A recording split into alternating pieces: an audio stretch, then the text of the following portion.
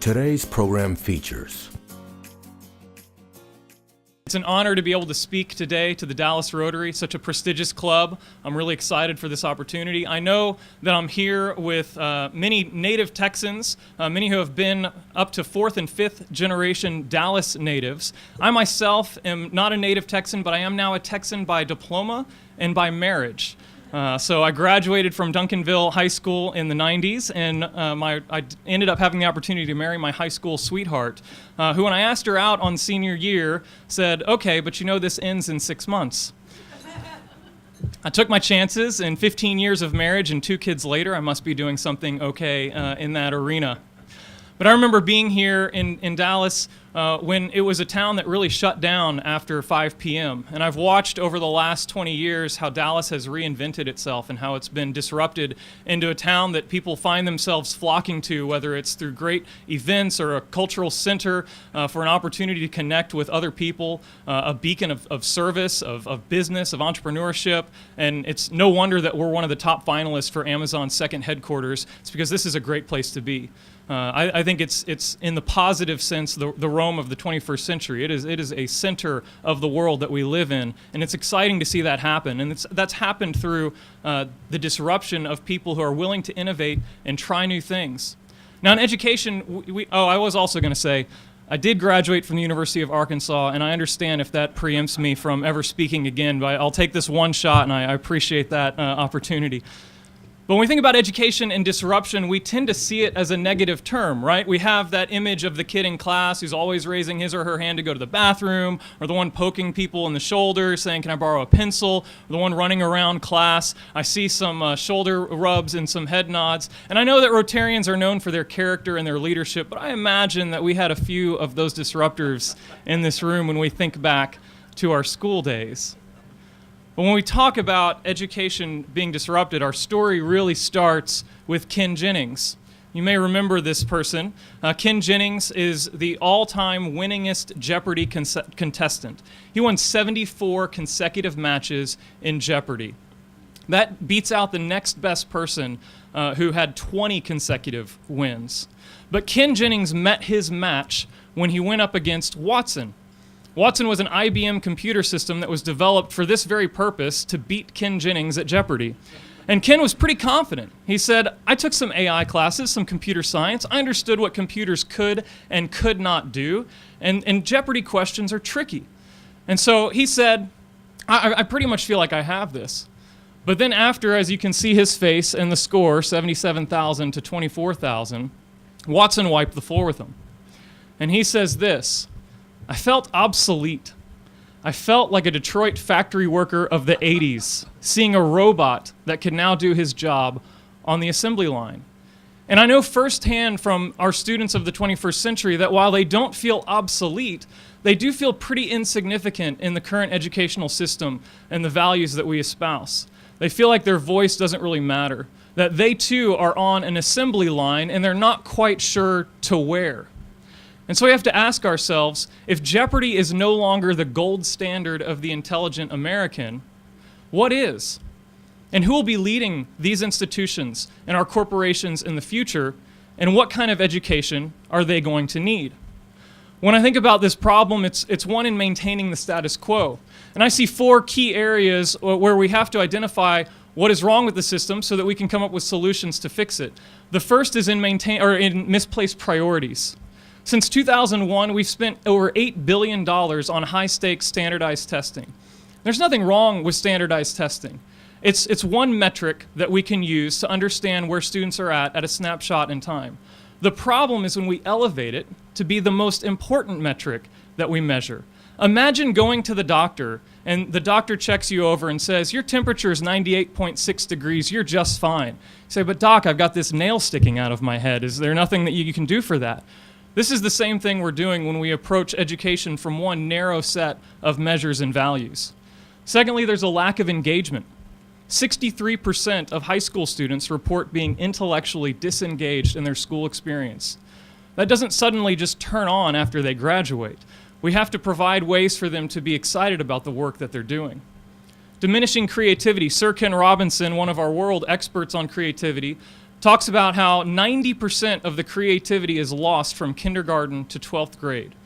Creativity, this very act of creation and making and doing new in the world, is diminishing over our time in school, not increasing. And then finally, there's a school-to-work disconnect. Only 11% of employers believe that college graduates are ready for the world of work. And yet 96% of college provosts believe those same students are ready for the world of work. There is clearly a disconnection between school and the world beyond school. And it goes deeper. Karen Arnold, a researcher at Boston University, studied valedictorians and what they go on later to do in life. And don't get me wrong, valedictorians, these are the top performers in high school that did the best work throughout their pre-K-12 education. They go on to be successful in life. They're not, slacking later on. But what they're very good at is in maintaining systems, because they've been in an environment where they were rewarded for doing what they were told. What they don't become are the innovators, the disruptors, the change makers, the ones that propel our futures forward, according to her research. Because school rewards people who do what they're told, while life rewards people who shake things up. Taking a step further, Laszlo Bock, he was the former senior VP of People Operations at Google. They said that they determined that GPAs and test scores are worthless as a criteria for hiring and performance at Google, that they don't predict anything. Now, it would be one thing if school were this terrible experience, kind of like boot camp, right? And it was actually preparing us for life after school. But from what we can see, it's not. And it's in this environment and in this context and in identifying these needs that Village Tech Schools was formed. It was a founding team of 11 people, 9 of them classroom educators, who believed that public school could be done differently, that it could be done better. We're a pre-K-12 school. This is our first year to have 12th grade. We're graduating our first senior class. And we have 940 students. We're located currently in Cedar Hill, but we're moving to Duncanville. We are an open enrollment, lottery-based public school. We're publicly funded. We're held accountable to those dollars publicly. We're held accountable academically. And we do not select students based on ability. It's only on if they live within our boundary. We're 67% minority students and 40% low socioeconomic status. And I was looking at the description of this on the Rotary website, and it said that we're a pre-K4 through 125th grade school. And I thought that was pretty accurate to actually what we mean by village. Now, we don't have any centenarians on staff or enrolled, thankfully, but I know Victor is on his way, and so maybe we'll have to get him down to get that to be true. But this is what we mean by village. That we have older students and younger students working together, cross grade levels, mentoring one another, looking up to one another. And by tech, we simply mean the tools required for learning and work. So it can be as low tech as a pencil and a piece of paper to as high tech as a laser cutter and a CNC machine, where students are learning how to program and use Illustrator and communicate. Because we believe that the best thing that we can do for students, based on research and experience, is provide them with great teachers. And we want those great teachers to work together. Not to work in isolation, but together to cultivate character, design real challenges, and establish authentic community. We believe that students should have an opportunity in school to learn who they are, to develop their character, to find their voice and their passions, and to make mistakes along the way. That failure is always a choice, but not a lifestyle. That to fail is to have a first attempt in learning. And we want students to learn things that last through challenges. So we incorporate design thinking, which is a creative problem-solving methodology out of Stanford's D School. We also have a pretty awesome resource at SMU that has an incredible human-centered design program that's been headed up by the fabulous Kate Canales, who's now transitioning to Austin. And we have this awesome space called The Forge. And The Forge is where students can bring their ideas to life. And I mentioned whether it's from the simple learning how to think artistically, to working in teams, to learning how to use Adobe Illustrator and Photoshop, to cutting out prototypes and fully working models with laser cutters, CNC machines, and vinyl printers. Because ultimately we want them to be learning things that are going to go beyond their high school experience. Because beautiful work, after all, doesn't belong in a backpack. You can thank Ron Berger for that one. He's one of our heroes. We want students to learn also that they belong, that they're part of a community. Patriotism doesn't start with an understanding of your nation, it starts with an understanding of your neighbor. And when you can build your relationships with your neighbors, then you feel an obligation and responsibility towards the communities that you live in. And so we connect our students to the community, to Cedar Hill, to Duncanville, to Dallas. We've done many projects with various organizations from the city of Cedar Hill to Tri-City Animal Shelter to the Dallas Zoo. And we want them to recognize that they have a role to play and a contribution to make. And that at the end of the day, they belong regardless of their abilities. I had the opportunity to speak at our sports banquet last night, and I said to the audience there, one of my favorite things about Village Tech is that students belong regardless of whether or not they're an athlete.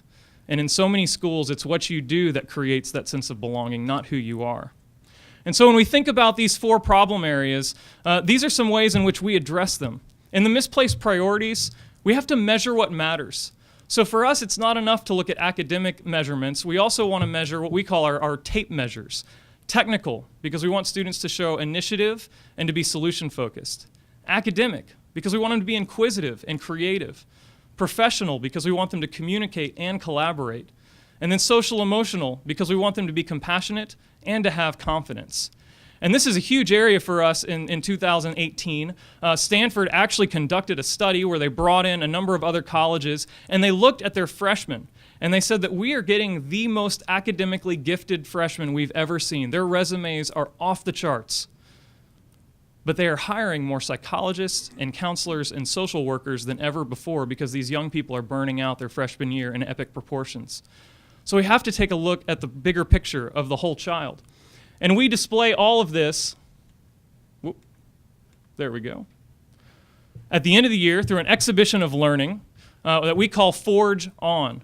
It's where all of our students, pre-K through 12, put their learning on display for the community. Last year, at the 2017 event that's pictured here, we had roughly 3,000 guests who came through. They were able to experience student learning from across the year. In addition, our 7th graders designed this incredible experience where they brought in local artisans and vendors, food trucks, they had a stage for performances, and they had opportunities for people to contribute some of their other ideas. It was really an amazing day for the community to come together and see the full measure of what a student could do in one day. When it comes to a lack of engagement, we have to design meaningful work that students can really sink their minds and hearts into, things that matter to them. And so we listen, and we try to understand, what is a child's passion? What do they want to do? Not just what do their parents want them to do, but what do they want to do? What do they want to contribute to the world? And then we try to design work that matches up with those passions as much as possible while also adhering to the state standards so that we're doing both. It's not an either or, it's a both and. And so one example of this on the left, this is a video game that our students designed, built, and coded after a collaboration with the Dallas Zoo.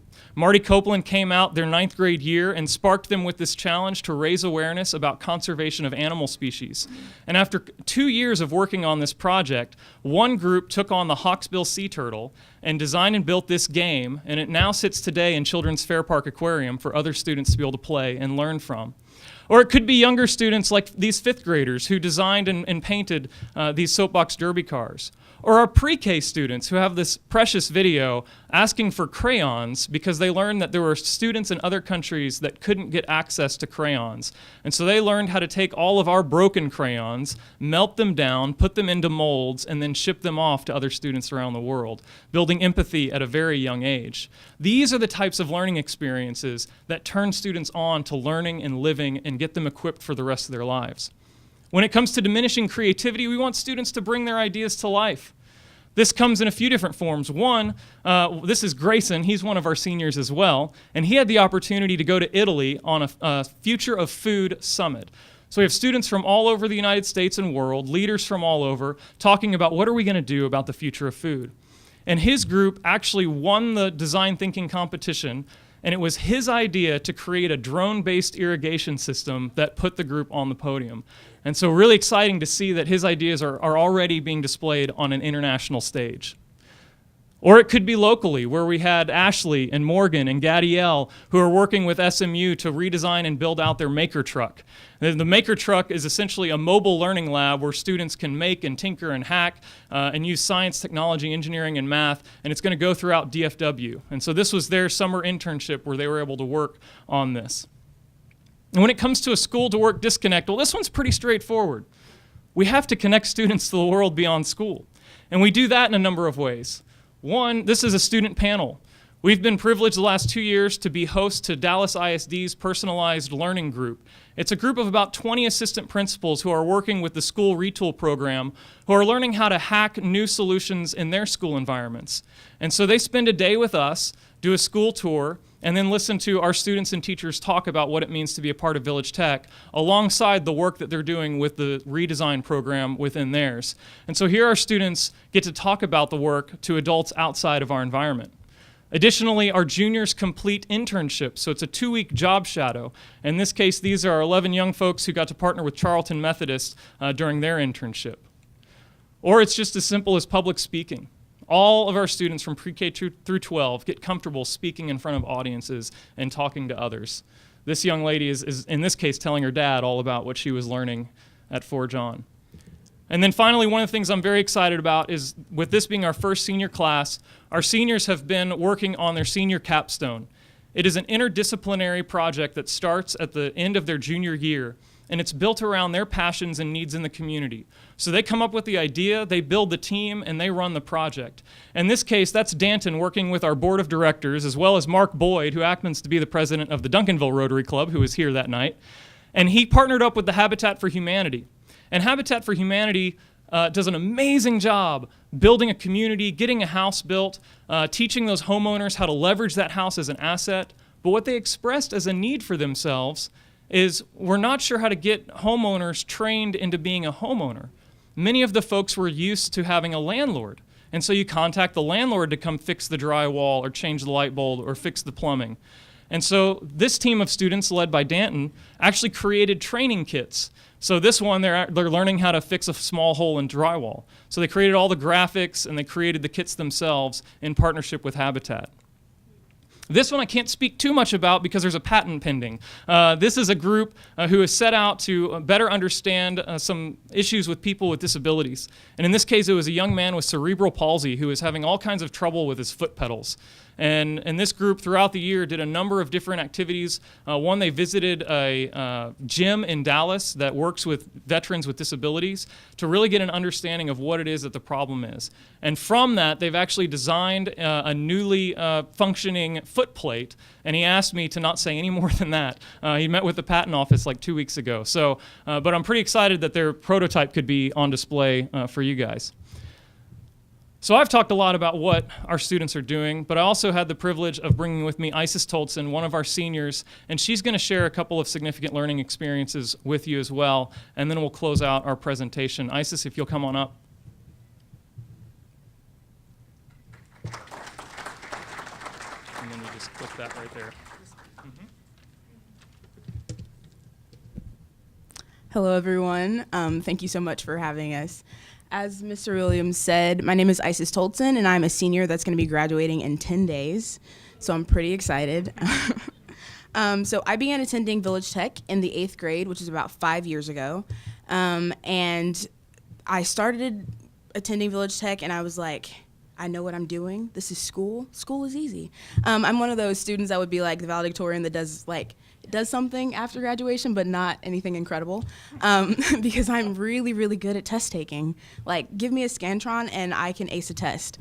Something I'm really bad at is critical thinking and thinking outside of the box and creativity. I'd say probably 95% of my creativity was drained out by the time I was in 6th grade because I was just writing essays like, I got this, it's great.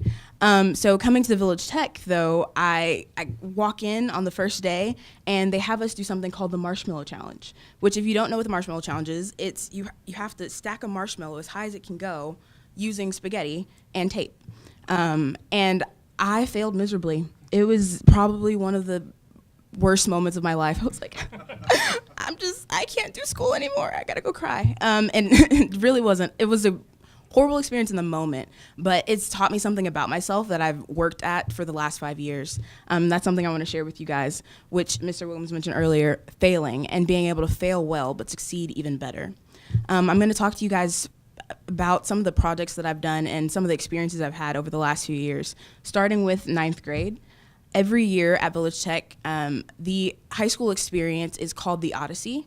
Our 9th grade year, our theme for the year was identity.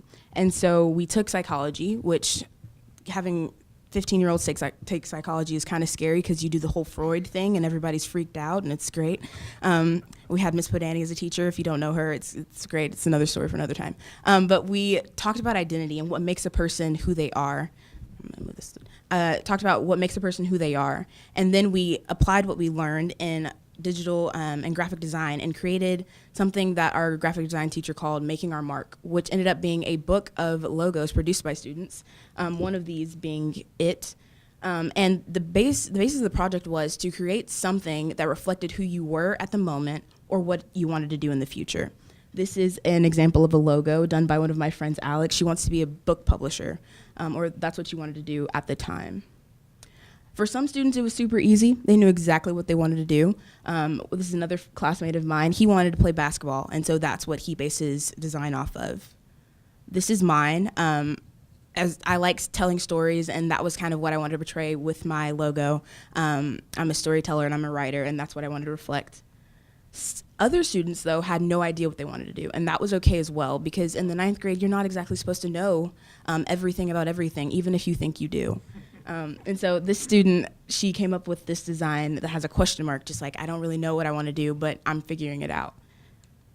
There's a student that wanted to be a marriage counselor, and so she based her design off of that.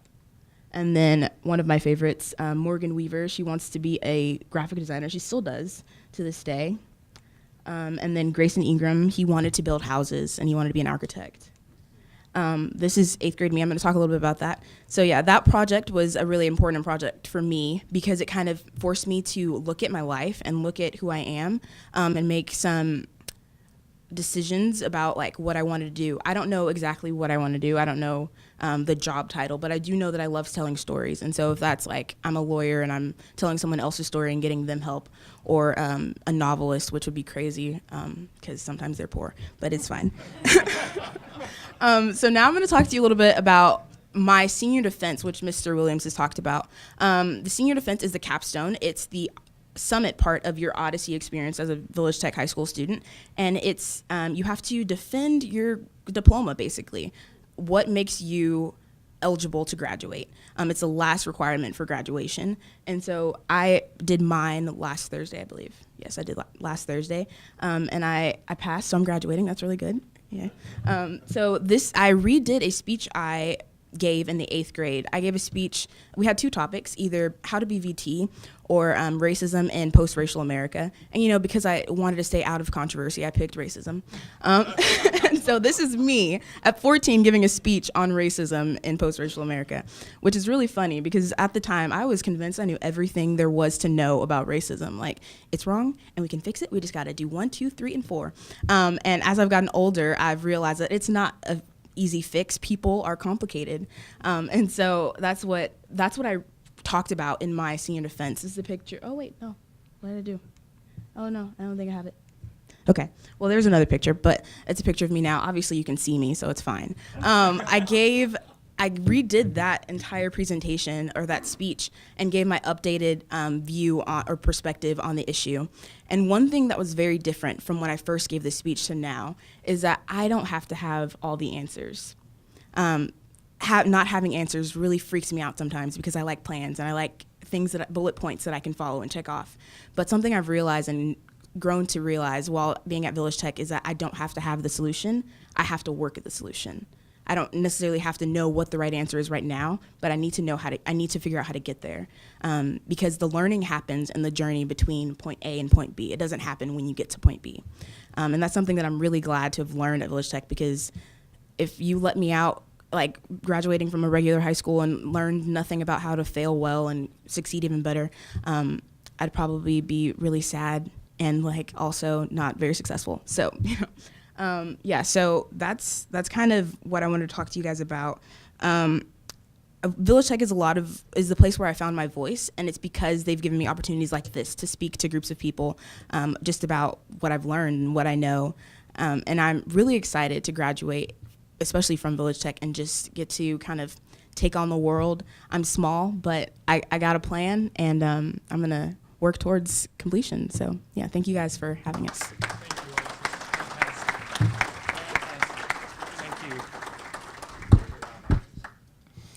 I'm holding it together fairly well on the march to graduation, but it's getting more and more difficult. Senior night at our final theater production, I said I'm not going to make it. So thank you. I'm going to talk a little bit now about some of these results with numbers, but I think the students tell the story, and that's the whole goal. One lady, when she visited our school, said, "There's a light in their eyes that I don't always find," and I think that's a key indicator for success for students.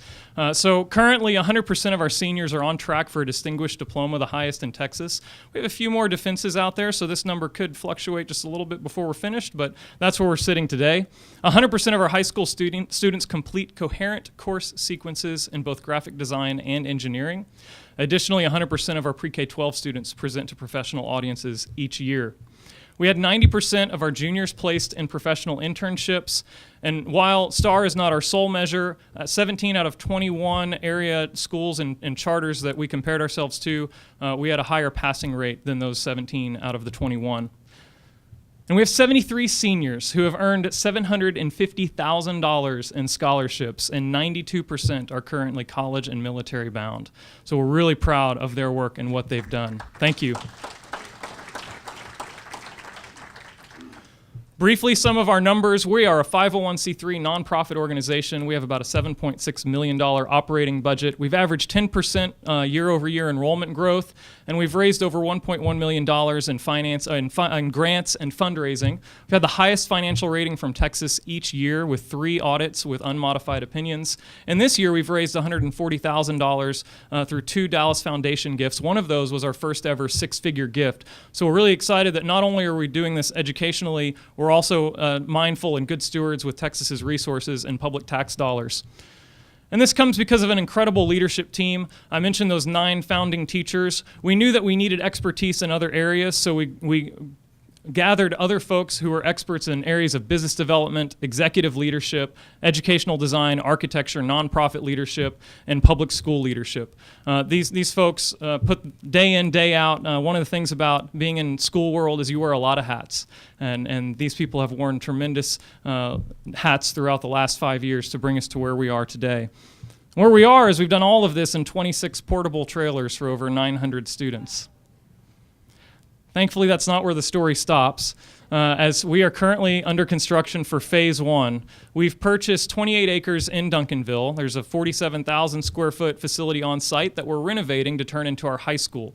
It will have grades 8 through 12. Additionally, it will have a large community room for all students, a gallery space for student work, and an updated forge for all of our students to participate in. This is a little bit of the artist renderings. For that, you can see students working around the whiteboard, gathering in teams, talking to one another. Additionally, if you take a look at the classroom space, as much as we could put glass in areas, we wanted to be a transparent experience so that when you walk through, you can see what's going on in the classroom can see what's going on outside, and it's permeable. You can move in and out of the classroom into other areas as well.